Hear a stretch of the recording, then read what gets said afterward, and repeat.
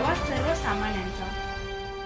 आज दिनांक 23 जुलै रोजी दुपारी 3 वाजेच्या सुमारास कळवण तालुक्यातील जामुनपाडा कोसवण येथे जिल्हा परिषद शाळेत गेल्या 2 वर्षापासून शिक्षक उपलब्ध नसल्याने विद्यार्थ्यांचे शैक्षणिक नुकसान होत असल्यामुळे पालक व विद्यार्थी यांनी कळवण प्रशासकीय कार्यालय गाठत धरणे आंदोलन केले आहे।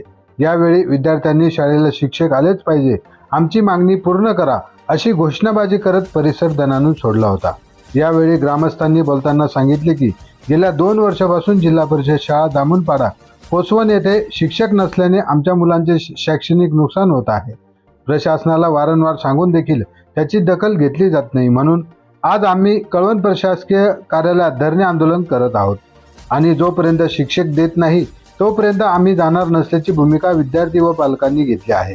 यावेळी ग्रामस्थ रामू गांगुर्डे, पंढरीनाथ पवार, गंगाराम गांगुर्डे, पोपट गांगुर्डे, दत्तू चव्हाण, दीपक पवार, संतोष गांगुर्डे, दत्तू गांगुर्डे, रमेश भोये, वसंत गायकवाड, सावळीराम कुवर, दिलीप पाडवी, कैलास भोये, बेबीलाल पवार, रोहिदास माळी, नाना गांगुर्डे आदींसह महिला विद्यार्थी उपस्थित होते। या धरणे आंदोलनाची दखल घेत गटविकास अधिकारी निलेश पाटील, गट शिक्षण अधिकारी बच्छाव यांनी विद्यार्थ्यांची व पालकांची भेट घेऊन परिस्थिती जाणून घेतली आणि विद्यार्थ्यांचे शैक्षणिक नुकसान होऊ नये म्हणून तात्काळ पिंपळे तालुका कळवण येथे कार्यरत असलेले शिक्षक जयराम बागुल यांची नियुक्ती जामुनपाडा कोसवण येथे केली आहे।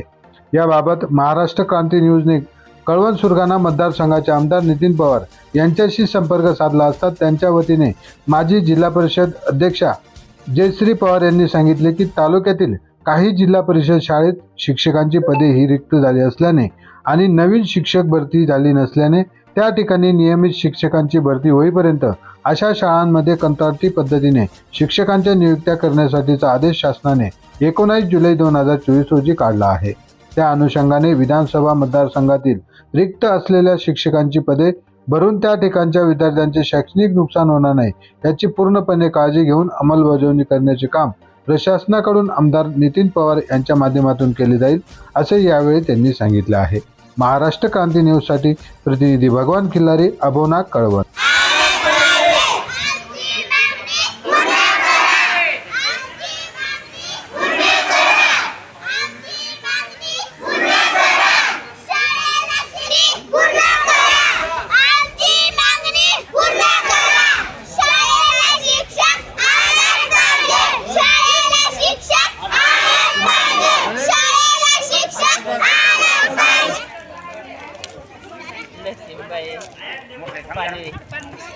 जामुनपाडा कशाला आले इथं? शिक्षक पाहिजे आम्हाला, आमना विद्यार्थी शिकायला पाहिजे। तुमचं कोण आहे शाळेत? नातू तू कितीला जातो? पहिलीला। पहिला जातो। किती वर्षापासून शिक्षक नाही तिथं?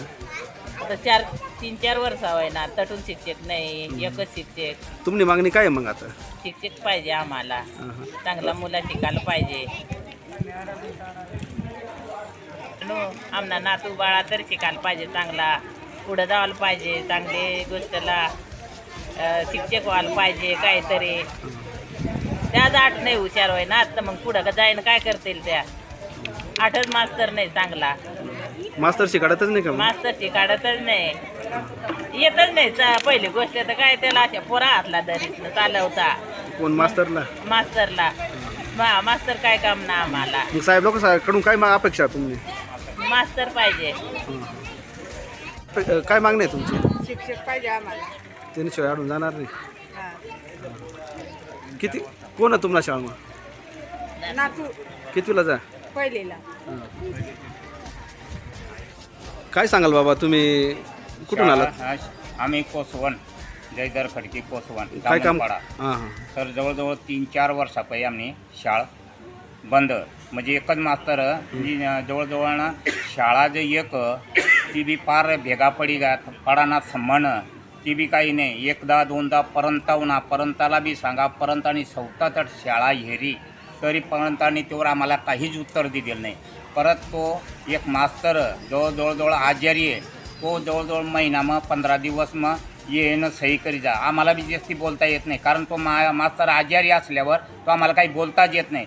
तेव्हासाठी आम्ही कळवणला 3-4 पत्र दिदा, सगळ्या गोष्टी कर्या, तरी आम्हाला त्यावर उत्तर काहीच नाही। आमना पोऱ्या का अशाच घालवाना कर जवळजवळ आम्ही घ्यावं, आम्ही समजा रानटी वयनाव, आम्ही समजा गाई बैल वाळी वाजनाव, पण आता ना पोऱ्या जे होता ना त्या शिकायला पाहिजेत, नोकरीला लागायला पाहिजेत. हां, त्या आता मोठमोठला साहेब होता, सगळ्या गोष्टी होत्या. तेव्हासाठी आमना बी पोरे आमना तळमळी चालणे का आमना बी नातू पण तू शिकायला पाहिजे.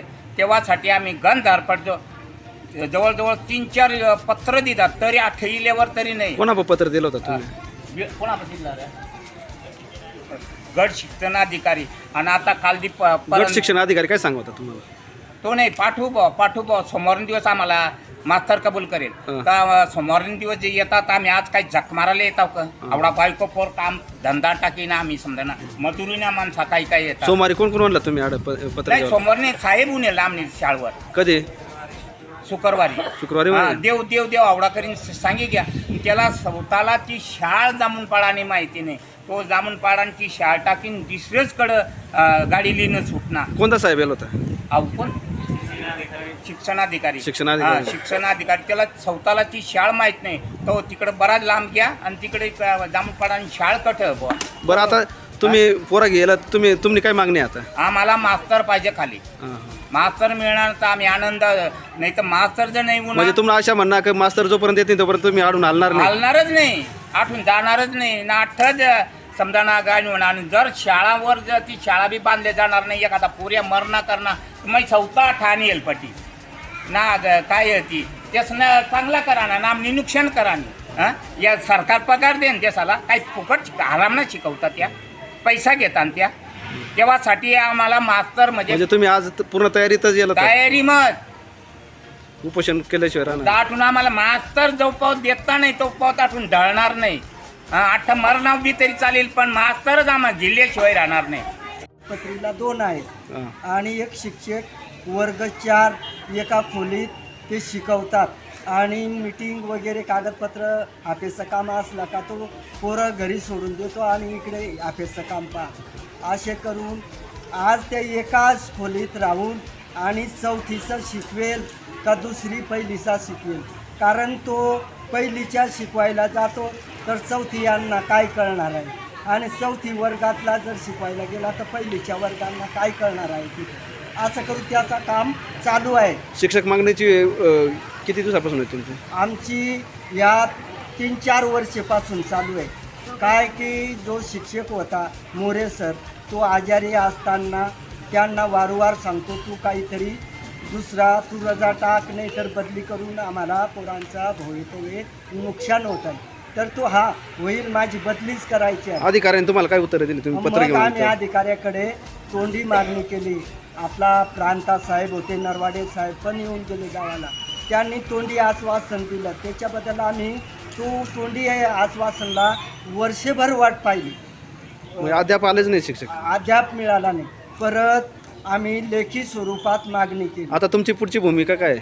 आता आम्हाला या मुलांना शिक्षणासाठी शिक्षक दिला तर ठीक, नाही तर इथं आम्ही अमर उपासन करणार आहोत.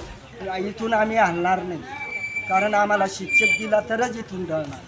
आम्हाला काही अडचणी आहे त्या सुटण्यात अशा समजी चालायला काही अडचण नाही. त्या गोड आपण गोड आम्हाला मुलाबाळा शिकण्यात म्हणजे बस आम्हाला एकदम देव पाहुणा. शालेय शिक्षण विभागाकडे आम्ही तक्रार मांडलेली होती, तर तसंच त्या नुसार आम्ही वारंवार तक्रार करून सुद्धा अद्याप शिक्षक दिलेला नव्हता.